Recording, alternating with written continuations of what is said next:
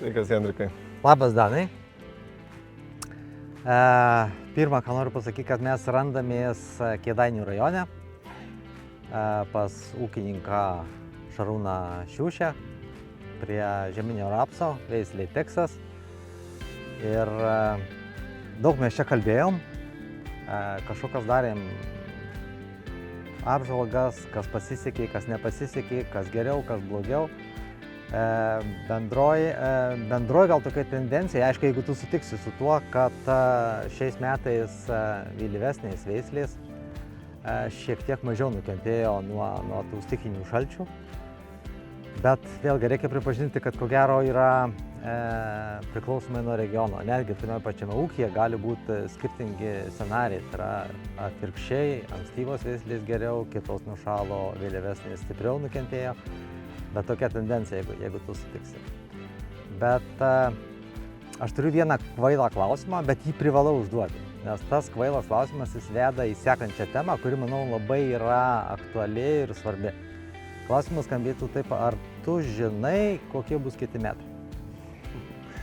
Henrikai, kvailų klausimų nebūna, bent jau taip mokė mokykloje visi ir universitete dėstytojai, bet šitą klausimą nėra atsakymo. Ir niekas nežino, koks bus kitas ateinantis sezonas, kokias turėsim klimato sąlygas, mikroklimato sąlygas ir klausimas be atsakymo. Pilnai sutinku ir manau, kad dar negimė tas žmogus, kuris galėtų atsakyti į šitą klausimą. Tada sekantis, jau manau, bet aplamai yra teisingas būtų klausimas, kokia būtų jūsų kaip kompanijos, kaip Rapul kompanijos arba pasiūlymas kitų metų strategijai renkantis veisles? Pagrindinis dalykas apie tai, ką kalbam jau turbūt ne vienų susitikimų su augintojais, ne vienų tų pačių reportažų metu, kad veislės rinktis reikia išmanant. Visų pirma, reikia žinot, kokios yra veislių savybės, bet bendra tendencija jau net ir žinant pačius pagrindinius dalykus, pamatinės savybės, labai svarbu pasirinkti ne vieną veislę ūkyje, kadangi grįžtant prie klausimo, kuris buvo užduotas, koks bus kitais metais oras, kokios bus sąlygos augimui, mes to nežinom ir labai svarbu šiek tiek diversifikuoti savo auginamas veislės ūkyje tam, kad galėtumėm užbėgti bet kokiem oram, meteorologiniam sąlygom ir visiems iš to išeinantiem įvykiam už akių. Kadangi vienos veislės žydi anksčiau, kitos žydi vėliau, ateina šalnos arba ateina sausros ir tam dalykui reikia visada turėti bent keletą veislių ūkyje su skirtingomis savybėmis. Kalbant konkrečiai apie Teksas, pataisyk, jeigu aš klystu, bet pastaruosius prieš tai du buvusius metus oro sąlygos buvo kardinaliai skirtingos negu šiais metais. Tai reiškia, kad mes turėdavom praktiškai 2 metai iš eilės turėjom sausus pavasarius, mes turėjome sausras, didesnės, gilesnės, bet mes jas turėdavom. Kaip tokiom sąlygom konkrečiai Teksas veislė, kaip konkrečiai jinai tiktų, turint omenyje, kad vis tik tai reikia pripažinti, kad Teksasas yra ankstyvo žydėjimo veislė, bet reikia pabrėžti, kad jos branda yra vidutinio ankstyvumo, ką netgi galima matyti šiame lauke, nes jis dar turi pakankamai tokios sodrios žalios spalvos. Kaip Teksas tokiom sąlygom? Teisingai, praėjusiais metais arba keletą praėjusių metų turėjom labai kitokias sąlygas nei šiais metais. Turbūt negalim tikėtis, kad kiekvienais metais iš eilės pavasarį turėsim net nebe šalnas, o šalčius, kas paveikia rapsų žydėjimą, ne tik Teksas, aišku, ir visų kitų anksčiau žydinčių veislių, bet tendencija aiški. Šiais metais, bet tik akcentuojant šiais metais, turėjom šiek tiek didesnį pranašumą vėlyvesnės brandos veislėm, bet pagal klimato sąlygas. Bet kas svarbu, kalbant vėl apie veislių diversifikavimą, išmanymą savybių, Teksas startuoja labai anksti pavasarį. Tai kai dirvožemėje turime pakankamą kiekį vandens, ištirpusių mitybinių elementų ir veislė pradėjus žydėjimą pradeda ir baigia savo ciklą žymiai anksčiau nei kitos veislės. Vėlyvesnės veislės pradeda savo žydėjimą šiek tiek vėliau ir jeigu ateitų sausros, kurios dažniausiai ir ateina pavasario pabaigoje, turėtume visai kitą scenarijų, kadangi veisliai formuojant savo derlingumą, reikalingas gausus kiekis vandens, prieinamo vandens, iš kur būtų galima pasimti mitybinius elementus ir susiformuoti derlių. Tai visą tai įvyko ir šiais metais su Texas, taip mes turėjom šiek tiek pažeidimų dėl vėlyvesnių šalnų, bet žiūrint į šį lauką tikrai nematome didelių pažeidimų. Tai mano dar tada papildomas klausimas yra, bet galima teikti tai, kad vėlgi kalbant apie tą ankstyvą žydėjimą, bet vidutinę brandą, tai reiškia, kad kuo ilgesnis tarpas po žydėjimo iki brandos, tai yra vėl papildoma galimybė suformuoti didesnį derlių. Ar tai būtų teisinga?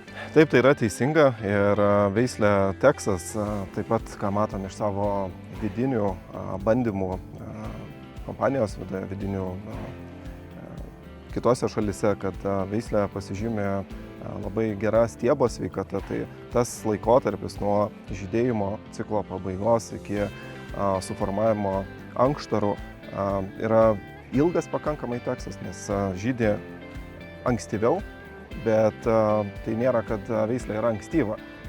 Ši veislė yra vidutinio ankstyvumo, tai vidutinė branda, ką matom ir dabar, kad dar tikrai iki derliaus nuėmimo užtruks.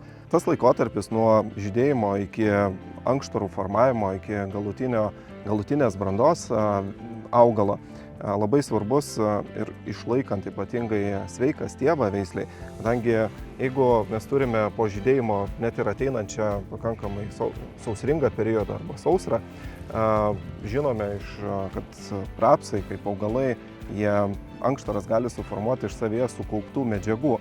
Kitaip tariant, jeigu atsitiktų sausra, augalai pradeda po truputį redukuoti lapus, džiovinti stiebą ir vis tiek užsipildo ankštaras ir kitaip tariant pasidaugina arba mes nuimam derlių.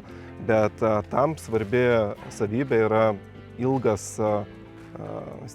žalio stiebo išlaikymas arba augalų sveikata. Tai reiškia, vis tik tai ta sveikas žalias stiebas, skaitykime taip, biomasė ir jos kiekis taip pat yra svarbus, nes esant sausros sąlygom, tada kaip išsireiškiant, augalas gali pasiskolinti drėgmės iš to, ką jau yra sukaupęs stiebe, lapuose, šakose. Ypatingai, kai vėlgi veislės, kurios startuoja pavasarį anksti, jos turi visas galimybės tą rezervą susikaupti savyje. Tai gal gerai netgi iliustruoja tai, kad 2023 metais, jeigu aš neklystu, Kauno bandymo stotyje, jeigu teisingai suskaičiavau, 95 veislės buvo tyrimos ir Texas 23 metais buvo pati derlingiausia. Turint galvoje, kad tie metai kaip tik buvo sausas pavasaris ir sausringa vasara. Tai lyg tai tendencija. 23 metų duomenimis Texas buvo derlingiausia veislė, turbūt lygiai taip pat susiklostė tinkamos sąlygos arba visas procesas, apie kurį ką tik apkalbėjom. Ir tai dar kartą parodo, kad net ir ankstyvesnio žydėjimo veislės, jos susiklošius tam tikroms sąlygoms gali parodyti puikius rezultatus. Žalias stiebas, vėlgi savaime jis nebūna, tai reiškia, čia kažkas yra genetikoje. Mes žinom, tai Texas yra naujausios genetikos veislė. Ir ką ta nauja genetika, ką duoda aplamai Texas ir visom kitom, kurios yra naujos kartos veislės? Texas yra viena iš mūsų naujausios kartos veislių, kurios šiuo metu yra siūlomos Lietuvos rapsų augintojams. Tai kalbant apskritai apie genetiką kaip po tokią, žinom, kad genetinis potencialas kasmet skaičiuojama, bent jau taip, kad auga 1,5% derlingumas, vidutiniškai turėtų augti 1,5% vien dėl genetinių laimėjimų arba geresnių, stipresnių veislių, kadangi veislės yra tarpusavėje lyginamos naujesnės su senesnėm ir taip mes matom progresą. Texas turi atsparumą ropių geltos virusui, turi RLM7 geną prieš pomozę ir kaip ir minėjau prieš tai, labai svarbu, kad genų sąveika kaip tokia išlaikytų sveiką stiebą. Tai mes tą matome su Texas, matome su kai kuriomis kitomis veislėmis ir ten net turim terminą turime sveiko stiebo strategiją. Texas yra viena iš tų veislių, kurią mes vadinam sveiko stiebo veisle, kadangi iki derliaus nuėmimo arba iki augalo brandos ši veislė pasižymi išliekančių žalių stiebų, kad būtų galima suformuoti visą derlių. Reziumuojant, galima būtų pasakyti taip, kad kai nežinome, kokie bus kiti metai, o panašu, kad nežinome, ir skirtingos veislės reikalingos tam, kad apsidrausti nuo tų nežinomų metų, ar tai bus sausa, ar tai bus vėlyvų šalnas, ar tai bus sausringa vasara, tai galima drąsiai teigti, kad naujos kartos veislė,